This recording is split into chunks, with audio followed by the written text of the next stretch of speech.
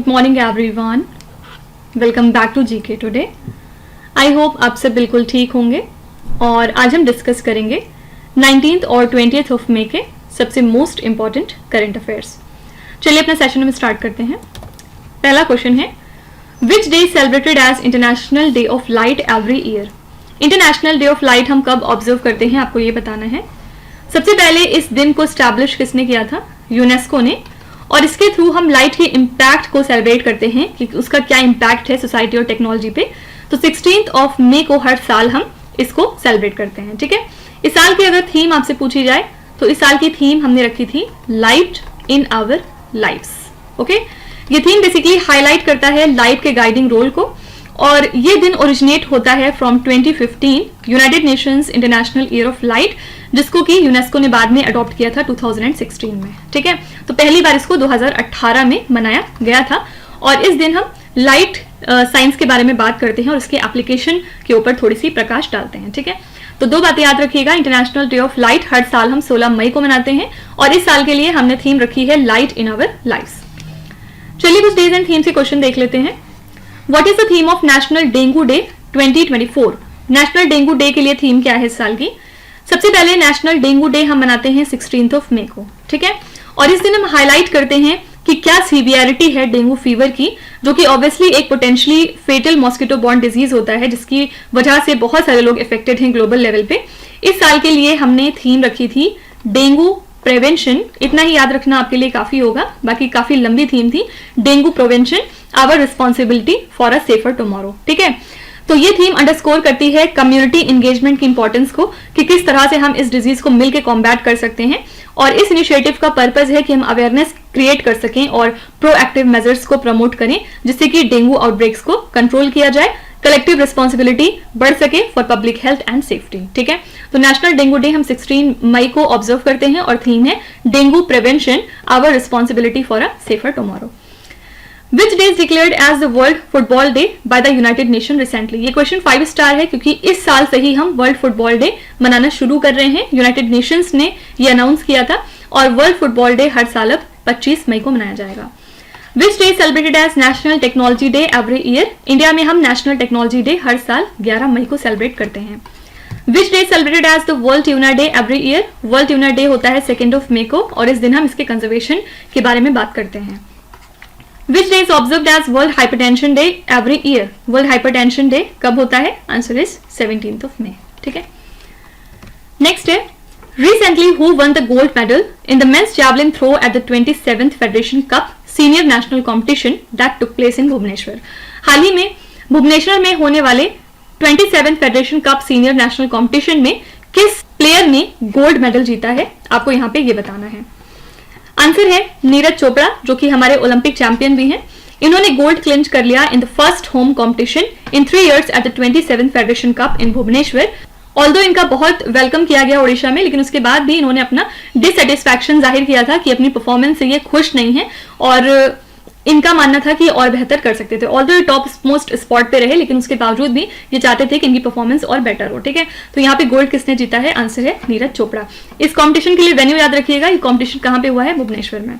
अगले स्लाइड में चलिए कुछ विनर्स देख लेते हैं जो न्यूज में आए। Recently who won the silver medal at the Asian trampoline gymnastic championship? हाल ही में सिल्वर मेडल किसने जीता है एशियन ट्रैम्पोलिन जिम्नास्टिक चैंपियनशिप्स में? तो यहाँ पे आपका आंसर हो जाएगा सृष्टि खंडागले, ठीक है। Which country recently won 30th Sultan Azlan Shah trophy? ये क्वेश्चन बहुत एसएससी का फेवरेट है। तो सुल्तान अजलान शाह ट्रॉफी का एडिशन याद रखिएगा, ये 30th नंबर का एडिशन था और इस साल इसको जीता है जापान कंट्री ने। किस कंट्री को हरा के ये भी याद रखिएगा? पाकिस्तान को, okay. Recently which country's men's team won 11th Thomas cup by defeating Indonesia? Thomas cup भी एसएससी में बहुत पूछा जाता है या जो भी वनडे एग्जाम्स होते हैं उसमें। थॉमस कप को जीता है चाइना कंट्री ने, किसको हरा के? इंडोनेशिया को। Recently who won the F1 Japanese Grand Prix 2024? इसके लिए विनर है मैक्स वर्स्टैपेन। सब लोग कमेंट्स में बताएंगे कि मैक्स वर्स्टैपेन कौन सी कंट्री को बिलोंग करते हैं। Kristina Piskova who recently won the Miss World 2024 title belongs to which country? Kristina Piskova इस साल की मिस वर्ल्ड हैं और ये ज़ेक रिपब्लिक को बिलोंग करती हैं, ठीक है। Recently who has been honored with the Global Excellence Award 2024 for outstanding contributions in education sector? हाल ही में किसको ऑनर किया गया with the global excellence award 2024 इनके आउटस्टैंडिंग कॉन्ट्रीब्यूशंस के लिए इन द एजुकेशन सेक्टर। इनका नाम है चंद्रकांत सतीजा। ये फाउंडर और सीईओ हैं चंद्रा एडमिशन कंसल्टेंट के। हाल ही में इन्होंने रिसीव किया ग्लोबल एक्सीलेंस अवार्ड 2024 को एक मुंबई सेरेमनी के दौरान। ठीक है, तो इनको ऑनर किया गया है as the most trusted admissions consultant in विदर। इनका 21 साल का एक्सपीरियंस है एजुकेशन सेक्टर में और इसके थ्रू ये स्टूडेंट के कैरियर को गाइड करते हैं with quality education, counselling and admission guidance. ठीक है, तो किसको ऑनर किया गया with the global excellence award इनके आउटस्टैंडिंग कॉन्ट्रीब्यूशन के लिए? आंसर है चंद्रकांत सतीजा। ओके, आइए कुछ अवार्ड्स एंड ऑनर्स के क्वेश्चन देखते हैं। Recently, which organization has been honored with the prestigious Geospatial World Forum Leadership Award for Public Policy Enabling the Industry Development? तो ये अवार्ड किसको दिया गया है, आपको ये बताना है। आंसर हो जाएगा यहाँ पे इन स्पेस। ठीक है, इन स्पेस क्या चीज है, इसके बारे में हमने पहले भी पढ़ा है। ये इंडिया की नेशनल स्पेस प्रमोशन और ऑथराइजेशन सेंटर है। इन्होंने हाल ही में रिसीव किया है geospatial world forum leadership award को for public policy at the 2024 event जो कि रॉटरडैम में हुआ था। ठीक है, इस दौरान राजीव ज्योति और कृति खत्री ने एक्सेप्ट किया इस ऑनर को on behalf of in space. इस अवार्ड के थ्रू इनके ग्राउंड ब्रेकिंग एफर्ट्स को रिकॉग्नाइज किया गया कि किस तरह से ये इंडिया के स्पेस सेक्टर को एडवांस करने की कोशिश कर रहे हैं और नॉन गवर्नमेंट एंटिटीज को इसके थ्रू सपोर्ट कर रहे हैं। ठीक है, तो GWF लीडरशिप अवार्ड के थ्रू इनोवेशन को कमेंट किया जाता है और जो भी कॉन्ट्रीब्यूशंस होते हैं to the global geospatial field. इसको कब से स्टार्ट किया गया था? 2007 से इस अवार्ड को दिया जा रहा है। ठीक है, तो इस साल इसके लिए विनर कौन सी एजेंसी है? इन स्पेस, यानी कि India's national space promotion and authorization centre. Recently which Indian receive the green Oscar Whitley gold award 2024? इसके लिए विनर कौन रही? तो आंसर है पूर्णिमा देवी बर्मन। ठीक है, recently who has been awarded the title of grand master by FIDE the international chess federation? यहाँ पे आंसर हो जाएगा वैशाली रमेश बाबू। ठीक है, वैशाली रमेश बाबू को ग्रैंड मास्टर का टाइटल मिल गया है फिडे के द्वारा और ये बन गई थी 84th नंबर की ग्रैंड मास्टर। ठीक है, आपको बताना है कि इनके भाई का नाम क्या है और क्या वो ग्रैंड मास्टर हैं कि नहीं, और अगर वो ग्रैंड मास्टर हैं तो किस पोजीशन पे आते हैं। 3 बातें आपको बतानी है कि इनके भाई का नाम क्या है और वो ग्रैंड मास्टर हैं कि नहीं, और अगर वो ग्रैंड मास्टर हैं तो कौन सी पोजीशन पे आते हैं लिस्ट में। ठीक है, Recently, who has been named as the regional winner for the Middle East and North Africa in the 2024 Cambridge Dedicated Teacher Award? इनका नाम है गीना जस्टिस।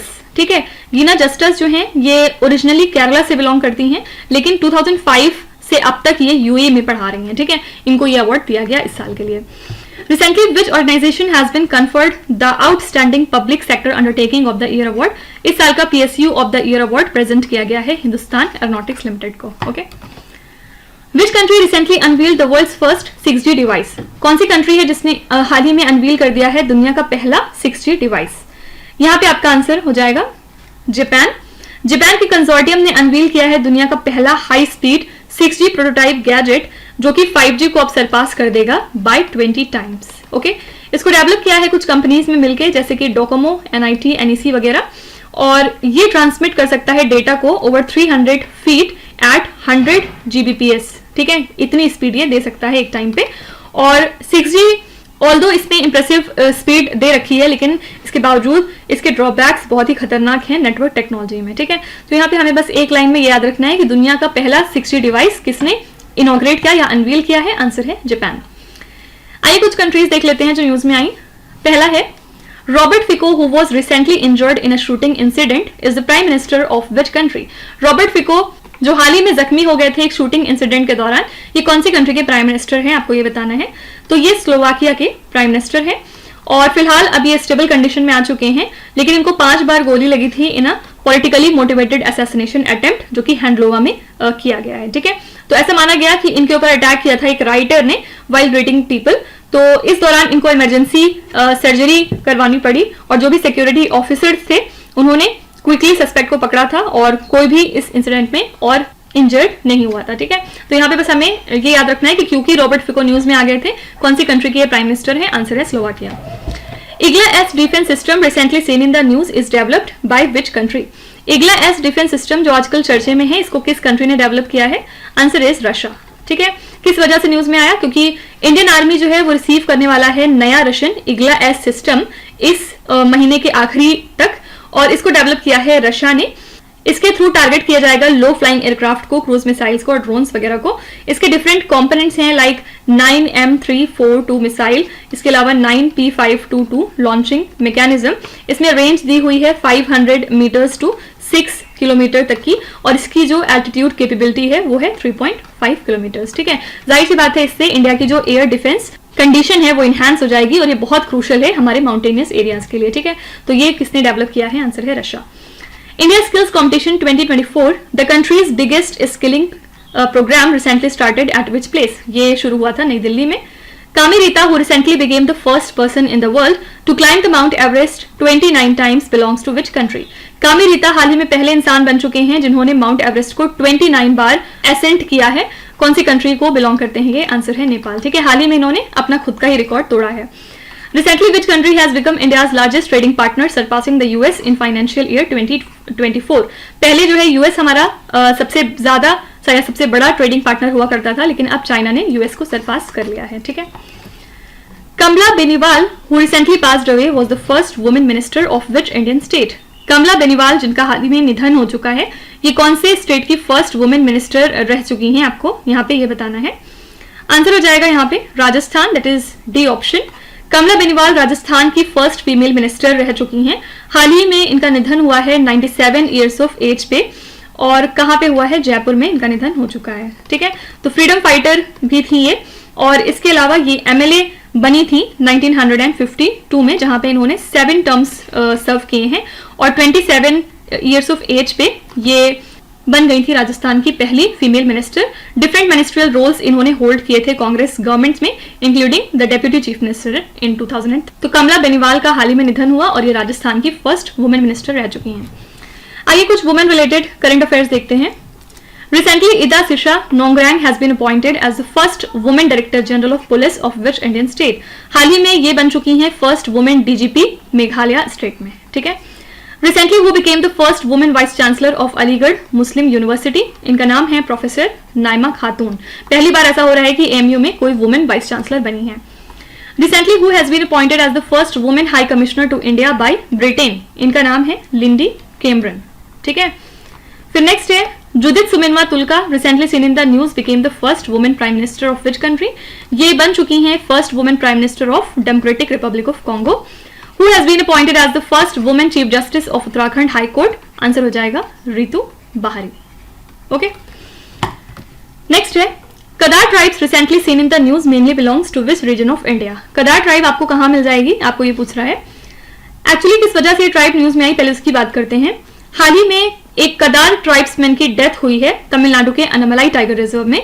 रीजन क्या था? एक एलिफेंट ने उनके ऊपर अटैक किया था, और इसकी वजह से जो वहां की इंडिजिनस कम्युनिटी है वो टोटली शॉक है। ठीक है, तो कदार एक स्मॉल ट्राइबल ग्रुप है जो कि साउथ इंडिया में ज्यादातर रहते हैं, और इनकी जो हिस्ट्री है उसमें ये वाइल्ड एलिफेंट के साथ कोएग्जिस्ट करते हैं एलिफेंट्स और ये tribe.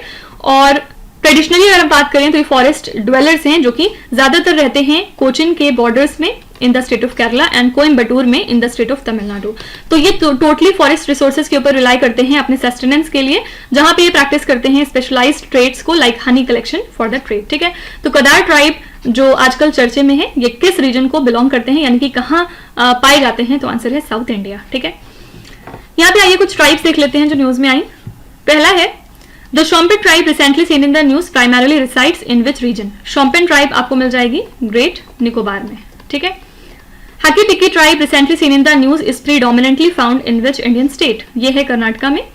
लोंगते festival, recently seen in the news, celebrated by the Nyishi tribe of which Indian state? Longte festival Arunachal Pradesh का एक त्योहार है और इसको यहाँ की नीशी ट्राइब सेलिब्रेट करती है। Konda Reddi tribe, recently seen in the news, is primarily inhabits in which state of India? ये आपको आंध्र प्रदेश में मिल जाएंगे। फनी एरावा tribe, recently seen in the news, is mostly found in which Indian state? यहाँ पे ये ट्राइब आपको कर्नाटका में मिल जाएगी। ठीक है, बुलावा intercontinental ballistic missile, recently seen in the news, is developed by which country? ये मिसाइल को किस कंट्री ने डेवलप किया है? यहाँ पे आपको ये बताना है। आंसर है रशिया। रशिया के प्रेसिडेंट ने फोर्टिफाई किया है नेशन की मिलिट्री को बाय इंट्रोड्यूसिंग द बुलावा। ठीक है, और ये एक नई न्यूक्लियर केपेबल मिसाइल है एक्चुअली, और इसको डिजाइन किया है Moscow institute of thermal technology ने। ये एक 3 स्टेज की solid propellant submarine launched intercontinental ballistic missile है। लेंथ वाइज ये 12.1 मीटर्स है और इसकी 2 मीटर्स की डायमीटर है, ठीक है। तो इसके थ्रू जो लॉन्च मास है इसका वो 36.8 टन का रहेगा और ये केपेबल है कि अपने अंदर 10 MIRVs को कैरी कर सकती है, फाइन। और इसकी रेंज की अगर हम बात करें तो 8300 किलोमीटर्स की इसकी रेंज है और इसी के साथ एक्यूरेसी काफी ज्यादा इंहांस हो जाएगी, ठीक है। तो 2 बातें याद रखिएगा। सबसे पहले बुलावा एक बैलिस्टिक मिसाइल है, किस तरह की, इंटरकॉन्टिनेंटल बैलिस्टिक मिसाइल, और किस कंट्री की है, आंसर है रशिया, ठीक है। आइए कुछ मिसाइल्स देख लेते हैं जो न्यूज में आई। पहला है Recently, Japan collaborated with which country on a hypersonic missile intercepting system called GPI project. GPI project के लिए जापान ने यूएस के साथ हाल ही में कोलैबोरेट किया है। What is Army tactical missile system recently seen in the news? Answer is surface to surface artillery weapon. ये एक surface to surface artillery weapon है, ठीक है। Rampage missile recently seen in the news developed by which country? Rampage missile को develop किया था Israel ने। Recently, which country has tested the Pyeongi-1-2 anti-aircraft missile? ये है नॉर्थ कोरिया की। P-800 Onyx missile recently seen in the news is developed by which country? P-800 Onyx missile है Russia की, okay? Global report on internal displacement 2024 recently published by which organization? इस report को किस organisation ने हाल ही में publish किया है? आंसर है Geneva based internal displacement monitoring centre. इसमें इन्होंने ये बताया है कि 2023 में जो ग्लोबल इंटरनल डिस्प्लेसमेंट है वो 75.9 मिलियन पहुंच चुका है फ्रॉम 71.1 मिलियन जो कि लास्ट ईयर था, ठीक है। तो रिपोर्ट में इन्होंने फर्दर ये बताया है कि 7.7 मिलियन लोग डिस्प्लेस हुए हैं बिकॉज ऑफ डिजास्टर्स और 1/4 डिस्प्लेस हुए हैं because of earthquake, 68.3 million displace हुए हैं बिकॉज ऑफ सम कन्फ्लिक्ट, ठीक है। और कुछ कंट्रीज का नाम इन्होंने बताया जैसे कि सूडान, सीरिया, DRC हो गया, फिर इसके अलावा कोलंबिया है, येमेन है। यहाँ पे 50% ऑफ इंटरनली डिस्प्लेस्ड पीपल की पॉपुलेशन मौजूद है। सूडान अकेले के अगर हम बात करें तो यहाँ पे 9.1 मिलियन ऐसे लोग मौजूद हैं और नए जो डिस्प्लेसमेंट हैं वो कंसंट्रेटेड हैं सूडान में, पैलेस्टीनियन टेरिटरीज और DRC में, ठीक है। तो रिपोर्ट की इनसाइट क्या है ये आपसे नहीं पूछा जाएगा, बस आपको रिपोर्ट का नाम याद रखना है और किसने इसको पब्लिश किया है। आंसर है Geneva based internal displacement monitoring centre, okay. आइए कुछ रिपोर्ट्स पे नजर डालते हैं जो न्यूज में आई। World wild life crime report 2024 recently released by which organisation? इस रिपोर्ट को हाल ही में रिलीज किया है United Nations office on drugs and crime. According to the हिनले and partners report 2024, which Indian cities have been included in the top 50 wealthiest cities of the world? इस report के मुताबिक मुंबई और दिल्ली ये 2 ऐसी सिटीज हैं इंडिया से जो कि टॉप 50 वेल्थिएस्ट सिटीज में ऐड हो चुकी हैं, ठीक है। क्या आप इनकी रैंक बता सकते हैं? हमने पीछे भी डिस्कस किया है।